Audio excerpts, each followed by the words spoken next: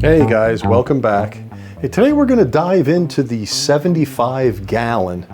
I'm going to update it. It's been since September and a lot is going on in here. Look at that leather. A lot has been happening.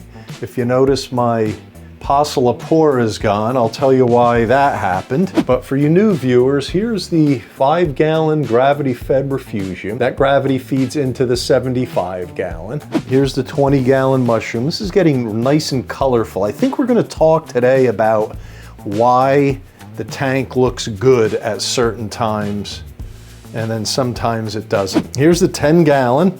Last time we talked about some of the flaws in the tank. They're still there. I did a water change this week. I tried to manually remove some of the bubble algae. And down below is the 6 gallon tall.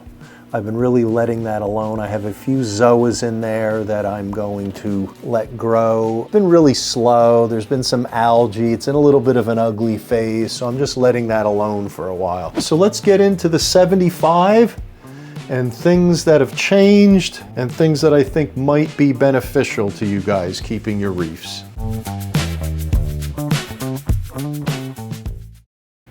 All right, I thought I'd start out with telling you guys what happened to my polyp, my colostria, and all my SPS except my aquapora.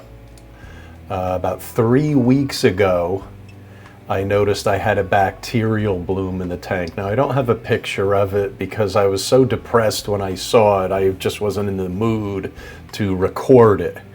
And what had happened is, if you see the empty spaces there, the bacterial bloom just completely devastated the SPS. Like I said, except the aquapora. And let me just tell you real quickly in layman's terms what happened with the bacterial bloom.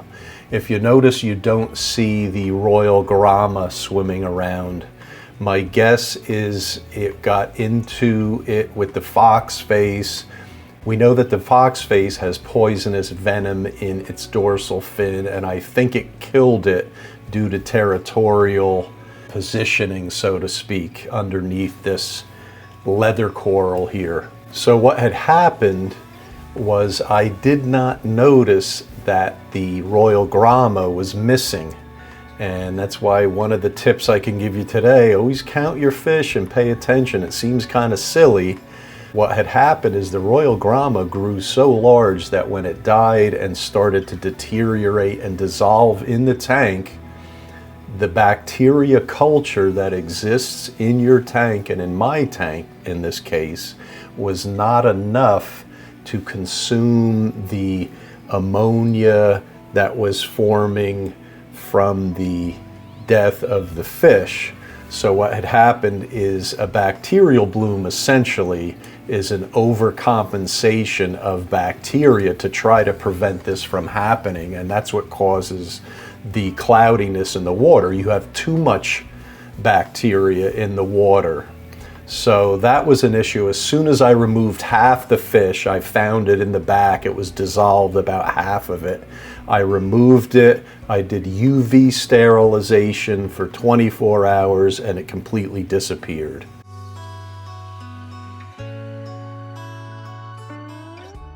All right, on a positive note, I really just love the leather coral. You know, they're such a downplayed coral because they're easy to keep, but it's really beautiful. This large polyp leather is really grown. The toadstool portion of it is so thick now, it's actually covering and shading the GSP there, and I'll talk a little bit about that in a minute, but beautiful growth on this since the last time I showed you. Here's the Australian leather reproducing again. This is the way it's done it. I've shown you before, and I have a few in the tank that have attached and are starting to grow.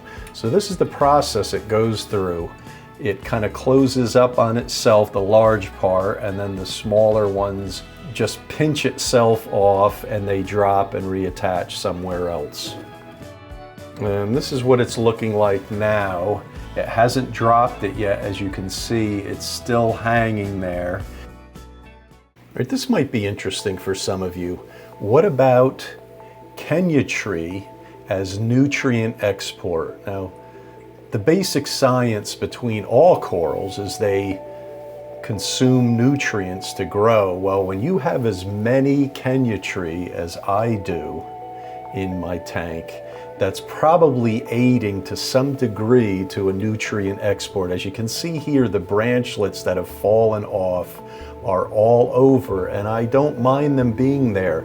Some of them are quite out of sight, and some of them are in sight but look really nice. These are all along the back.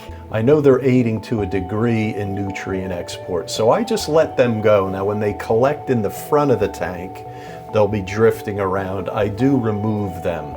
So that's something you might want to think of. Xenia is also another good coral for nutrient export. My zoas here are really on an explosion. They're really carpeting all the rocks now. They're following the rocks. They're smothering some things, but I don't mind. I'm just letting it go, keeping it natural, and you can see where they've covered over where the old SPS was. I had to break that off. These are really looking pretty.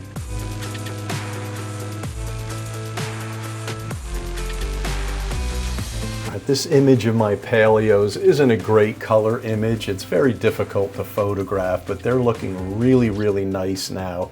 They've gotten very colorful. They've opened up.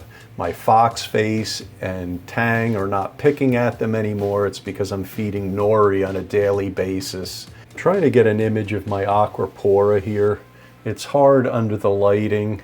I put a small frag along the back wall here on the left side. I'm going to try to get up close on it. That's got really nice color. It's the same aquapora as the one up higher in the tank, and I'm noticing there to be better color in this frag than the one up higher in the tank. All right, let's go back to the GSP here, green star polyp. What I've noticed to happen is because of the growth of the leather coral next to it, it's taking on a completely different shape now. Partly because of shading and partly because it's on this island rock and there's no other place for it to grow. So that's one thing you want to keep in mind, and I've been a fender of not doing this. I'm doing it in my 20 gallon again, is allowing the GSP to grow wherever it wants. As you can see here under the leather, it's growing far less, and it's trying to reach out to the light with those long strands that have nothing to attach it to. All right, let's talk about the fish. The foxface and the yellow tang, it's a love-hate relationship. But before this guy swims away, let's talk about the blue spotted goby back there. Hold on, move aside there. There he is. He rarely comes out, so that's why I'm interrupting and talking about him now. He's about 4 years old now. He never comes out. He never comes up for food, so obviously he's getting what's left over down on the bottom. Let's come back to the yellow tang, and you can see him hiding up there, the foxface discolored. These guys get along great, and then suddenly one of them does something, usually the tang does something aggressive to the foxface, and he goes and hides. I wouldn't be surprised if one day I find the yellow tang dead from a sting,